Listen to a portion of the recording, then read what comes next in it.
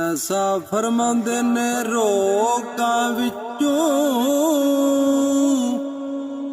ਉਹ ਰੋਗੀ ਅਨੋਖਾ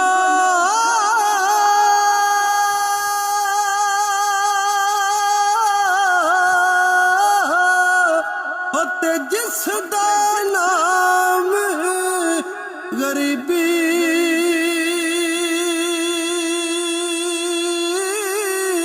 ਹੋ ਮੁਸ਼ਕਲ ਵੇਲੇ ਹੋ ਲੰਘ ਜਾਂਦੇ ਨੇ ਤੇ ਰਿਸ਼ਤੇਦਾਰ ਕਰੀਬੀ ਕਦਰ ਫੁੱਲਾਂ ਦਾ ਉਹ ਬੁਲਬੁਲ ਹੋ ਜਾਣੇ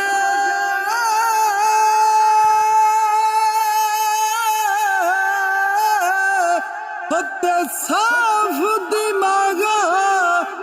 ਵਾਲੀ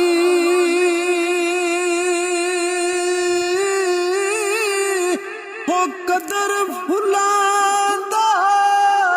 ਹੋ ਗਿਰਜ ਕੀ ਜਾਣੇ ਅਤੇ ਮੁੜਦੇ